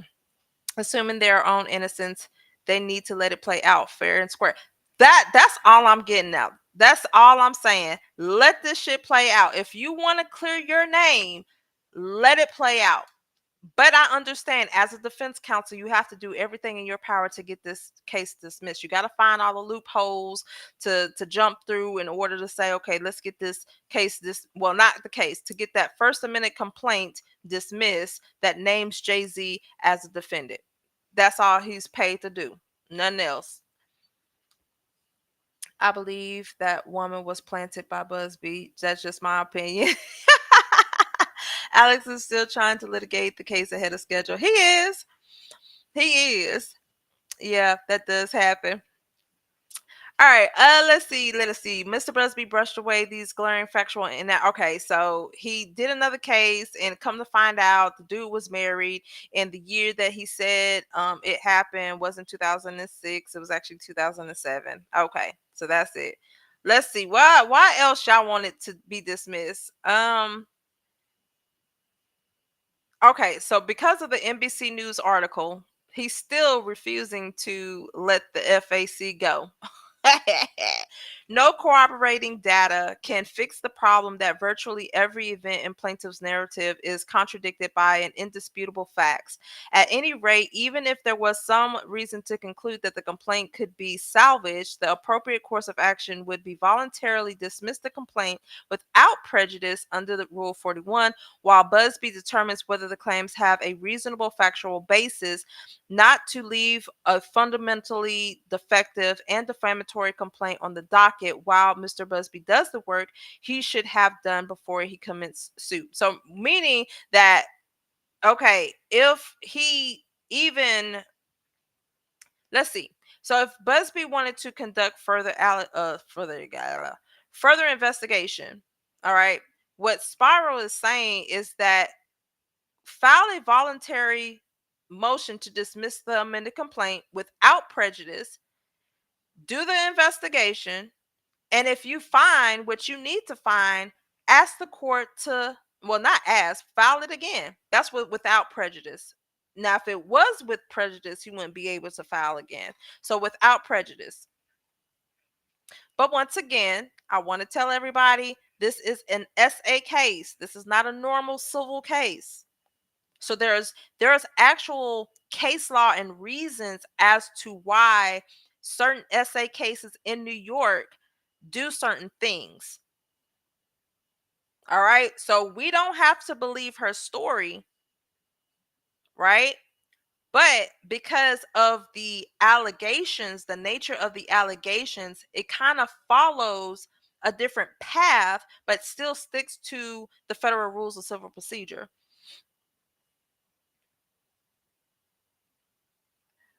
Boy, Fernando, Fernando be killing me. Jay-Z will lose money if he let it play out of court. I agree. I mean, yeah, it is what it is. Alex wants to know the evidence so they can spin and discredit Doe. Uh-huh. I would let it play out so and could embarrass Busby in court. Just my opinion. And hey, if he gets embarrassed, he gets embarrassed. But that's the whole thing. Let it play out. Like I said before, this is a SA case. We can't take it like an actual regular, slip and fall, or no, this is those allegations have different, um not procedures, but you have to look at that case a little bit differently. I have to see. I might do like a short video to kind of show y'all how they ruled, or because it was the same thing that happened in that archdiocese case. And because of the allegations that was brought forth, they couldn't treat it like a normal civil litigated case. Hey Ty, how you doing? Yes, y'all tap the like button, tap the like button. All right, let me hurry up and get through this.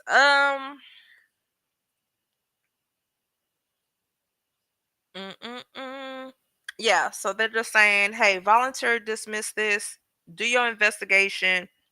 If you find what you leading, if you find what you're looking for, and the evidence that you find supports your plaintiff's story, go ahead and refile the case. Um, and then they're talking about him not denying, but not seeking admission. So bro don't even have an application, y'all.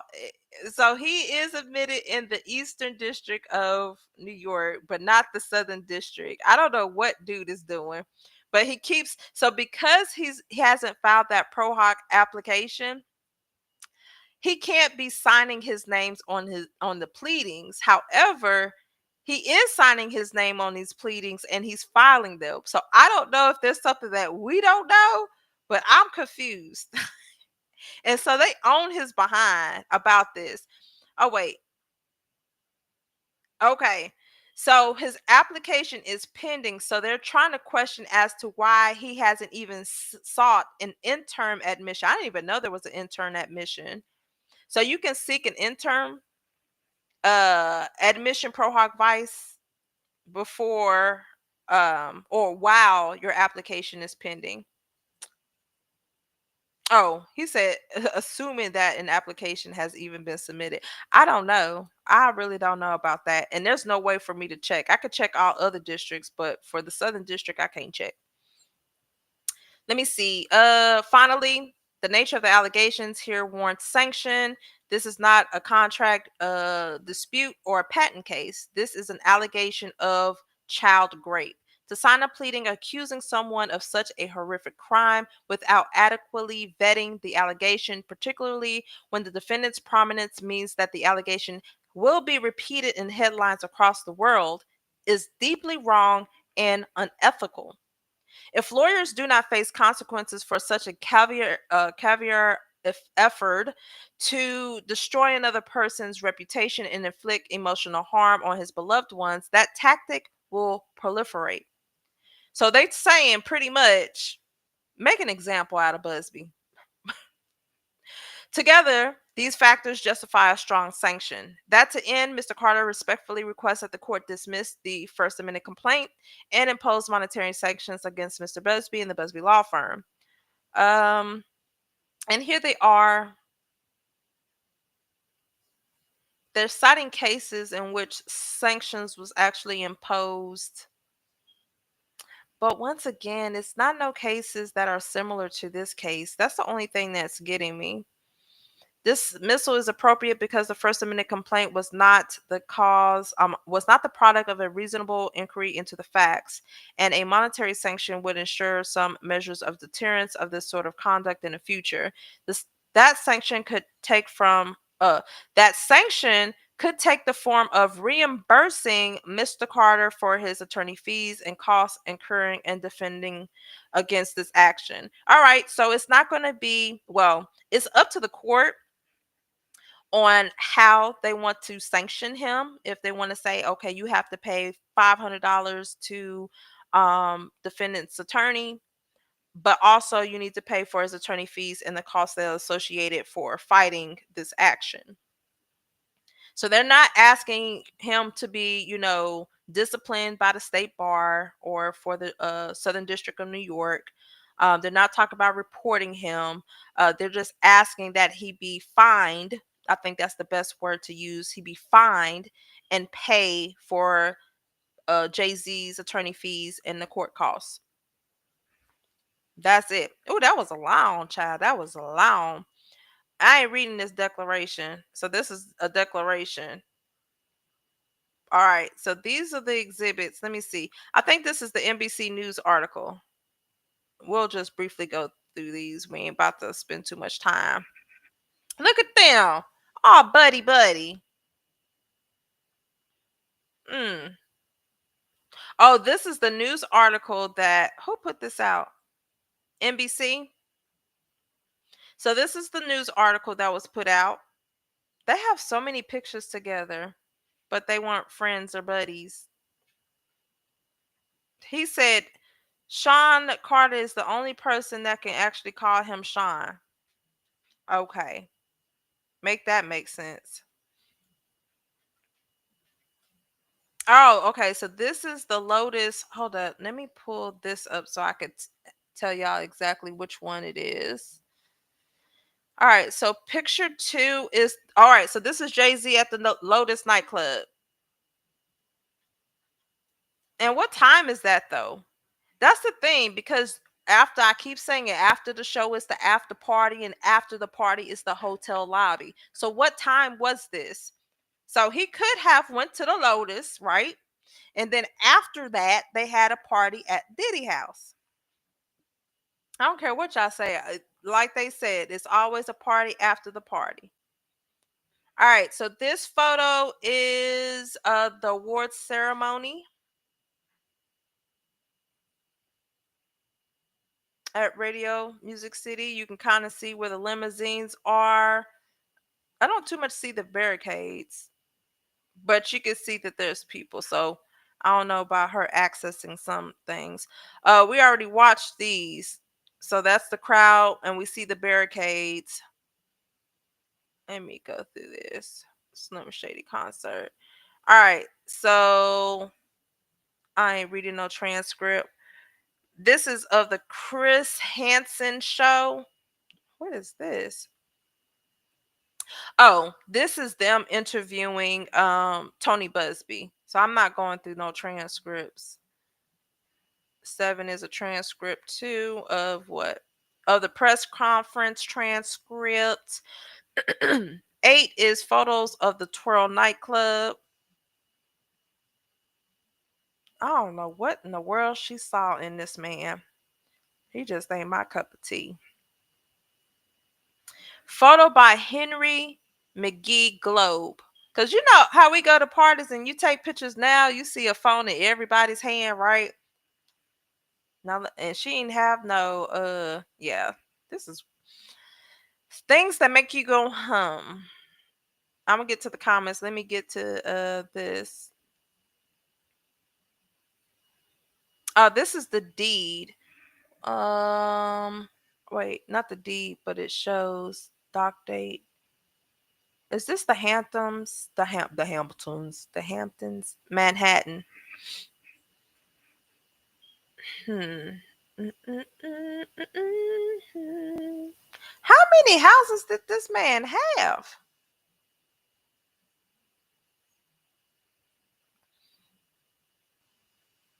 This is the part. Okay.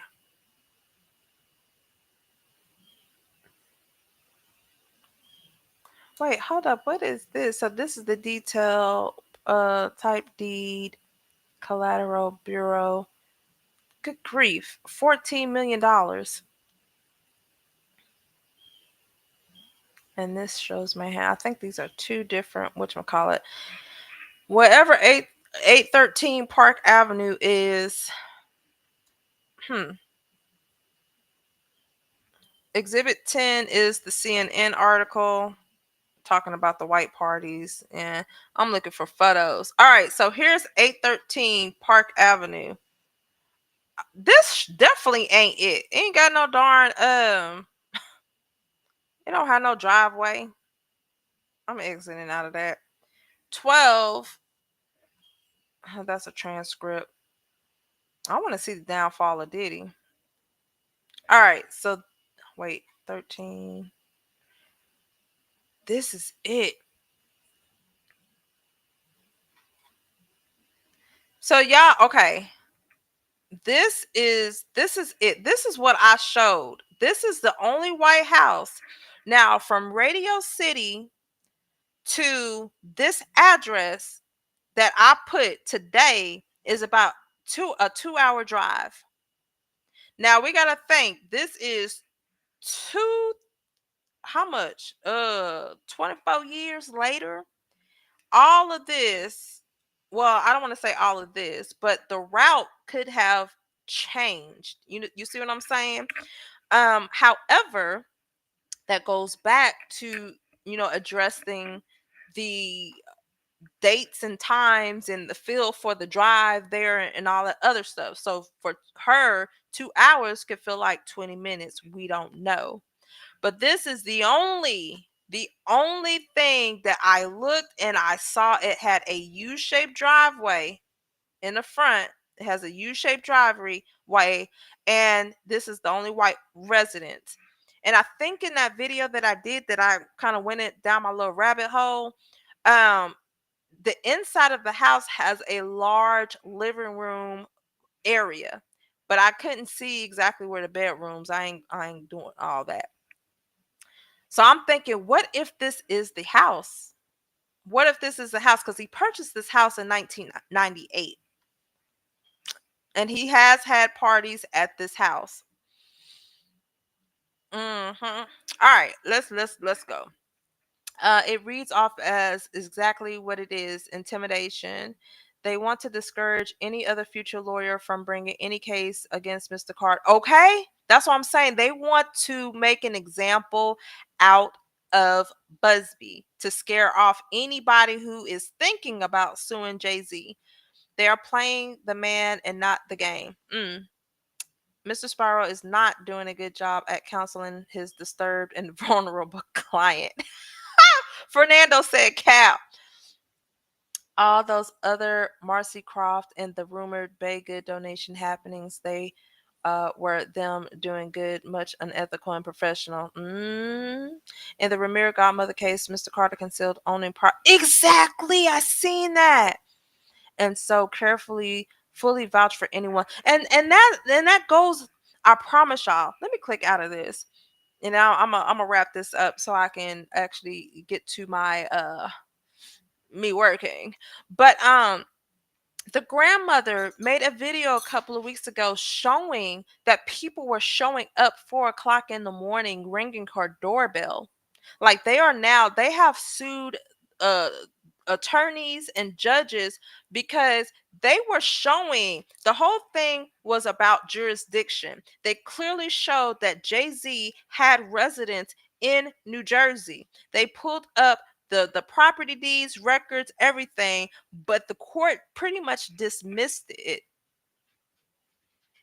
So this is not Jay-Z's first time, dealing with the courts. And so when you do things like this, it is suspicious. I don't care what nobody says. It is suspicious to me. So many excuses being made for this alleged victim. I'm always on the victim side, but when nothing makes sense, the response is, oh, she's autistic. And I get that. Guys, trust me, I get it. It does not make sense. However, we have to treat these are SA allegations. Well, yeah, SA allegations. So we cannot treat it as a simple civil case. I can't remember. I can't even pull the video up. I want you guys to I might have to post it on my community. I need to see how to get this. But y'all need to read the Archdiocese case involving the SA and read what the Southern District of New York did in those particular cases and what they said. There are I'm gonna have to I'm gonna link the video. I'm gonna link the playlist, and I'm gonna let y'all know what video. What I'm gonna do is I'm gonna post a link to that video under this video so you guys can understand. I understand where everybody is coming from. However, we have to take it a step back and we have to look at the nature of this case. For instance, in a car wreck case, there's one that we're currently working on now, right? Individual was involved in a car wreck. On the police report, it is only him. However, he said his girlfriend was in the car. All right. We submitted a demand, and for the male, they offered something, but for the female, they were like, okay, yes, you have the injuries and all this other stuff, but how do we know that you were in the car? There's no cameras. The police report didn't list you, all of that. So, as a plaintiff paralegal, I can't say, okay, well, I'm not going to include you in this lawsuit because we can't determine, because I've done my due diligence. Like, I'm taking her story, I'm taking what she says about the wreck. I don't know. I don't know if she already coached, was coached by her boyfriend to say, hey, pretend like you in this wreck or whatever, blase, blase, blase, right? But we have to take into consideration, okay, it's a possibility that you were involved in this wreck. So we have since then filed the lawsuit. I put in all the facts of the case based off of what she told me and what was on the police report. Now we're going through discovery. So once I think that's what I got to get off of here and do. So I have to draft a discovery request and production to their counsel, and then they draft it to us, and I have to get with them, and I have to complete and get all the documents that they requested. After we have done that, then we go to depositions. Depositions is where our attorney deposed the defendant, and the defendant attorney deposes our clients. I'm telling y'all now, during that time, that is when we find out a lot of information. A lot of information. Be like, oh, for you didn't tell us that in the intake process. And I have already done my due diligence. I have exhausted all things possible in order to find as much factual information that I can. But it is during depositions that we find out a lot more information. Okay? This is just a basic car wreck case that I'm telling y'all about. So if we go over to this SA claim, right? There's no way for us, yes, some of the little minor things, but we can't say that she was not essayed. That is her story, that is her allegation.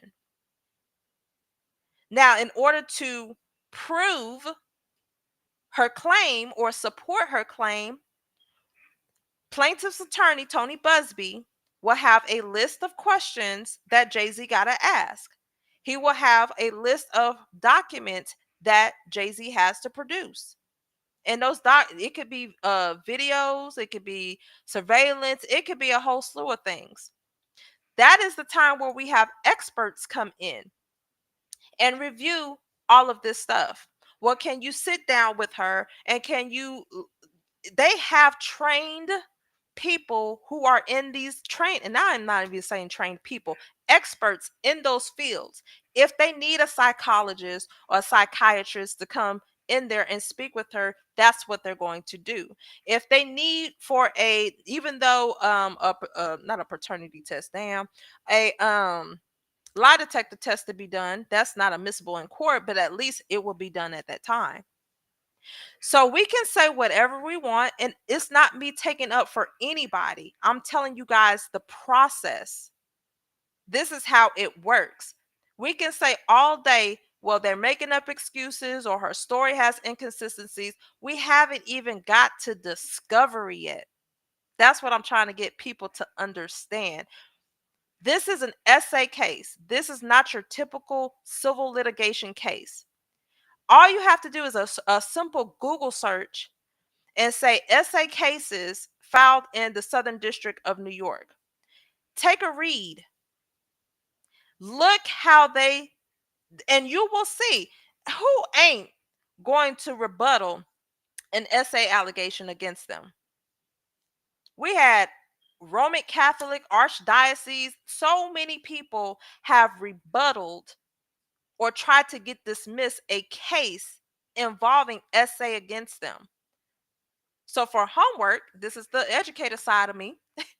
Google search essay cases in the Southern District of New York and take a read and see how those cases, the same thing that's going on with Jay-Z right now, so many other defendants have gone through that. And so many, like the courts, the judges, those jurisdictions treat the essay cases a little bit differently than they would do a regular civil litigated case. I'm just saying. I mean, don't thought, hey, I don't do this for like, I'm telling y'all experience from what we have to go through. But also, it is out there. That information is out there for y'all to read. We can't treat this like a normal civil litigation case. The whole reason why New York came up with the Gender Motivated Violence Act is because the Supreme Court ordered the district court to come up with something that will help victims who were abused sexually. Y'all gotta go back and watch the other videos because I've talked about this. Fine. It's the end of the year. It's called tax write-offs. Speaking of that, I gotta do my darn end of the year stuff. A convenient coincidence. Then Ellen says people with autism do not behave in the same way, so I can appreciate people's personal examples of knowing people who have made mistakes. There are also autistic people who do not have these issues. That's correct. Autistic people do not all, oops, I'm sorry. Autistic people do not all behave or present in the same way. So I can appreciate, oh, you said that twice. There are personal experience with people who confuse easily and don't make mistakes and title. I gotta look back. I'm gonna put it in my link below. Yes, I know that you're talking about with the yes. Limo driver, you fit what Diddy looks for a 13-year-old white.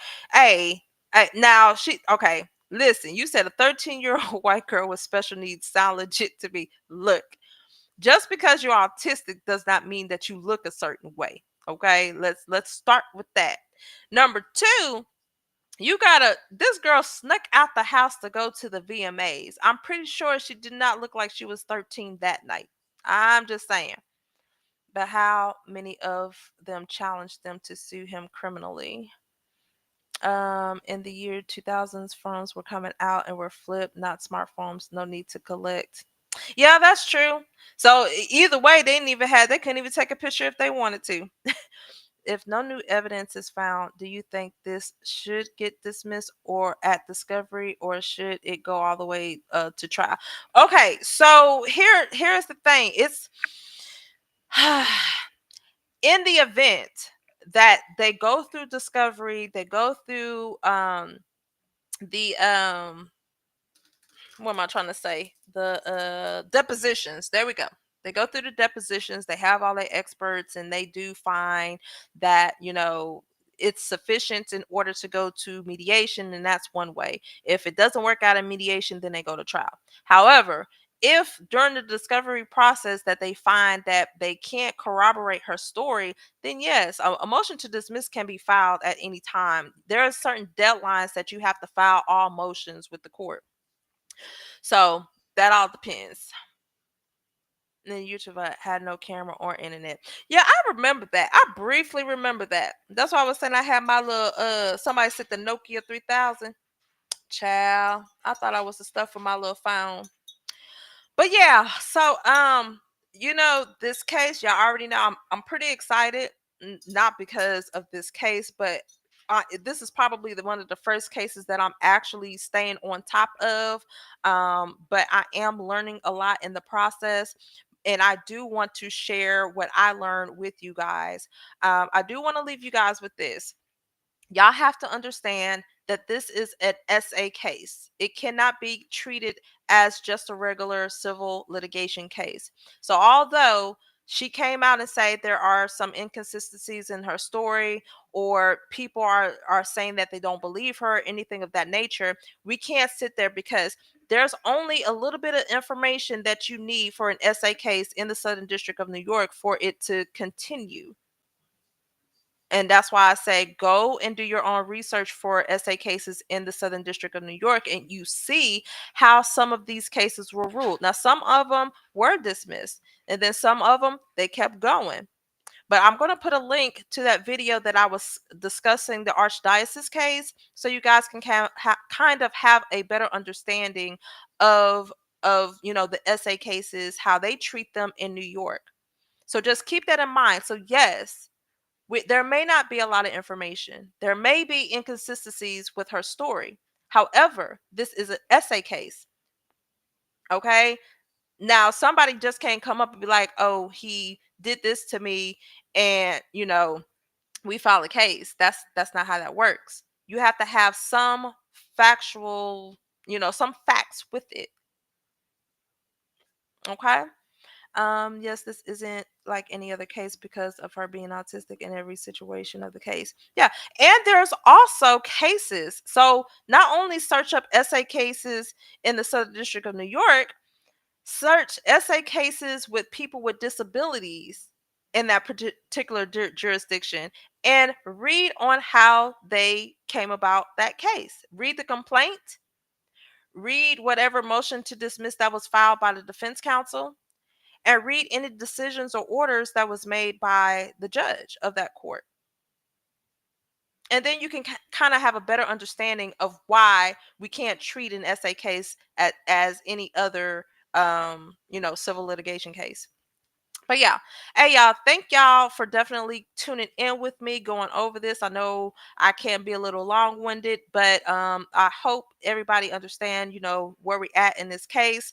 Once again, Spiro has filed his motion for sanctions against Tony Buzbee, and just asking the court to say, hey, Buzbee, you filed a frivolous lawsuit just to harass Jay-Z, and you haven't been admitted in the Southern District of New York, you're going to be responsible for paying all of Jay-Z's attorney fees and court fees. That's pretty much what he's asking for. So sanctions and dismissal of the first amended complaint naming Jay-Z as the defendant. So it's not dismissing the whole case because the case is with Diddy. We can't dismiss the whole case. We can only dismiss the first amended complaint that named Jay-Z. But y'all tell me what y'all think. Y'all be going at it in the comments. I'll be cracking up. But definitely let me know what you guys think in the comments below. Don't forget to like, share, and subscribe. Thank you so much for y'all support. Again, thank you, thank you, thank you. Y'all be blessed. Bye.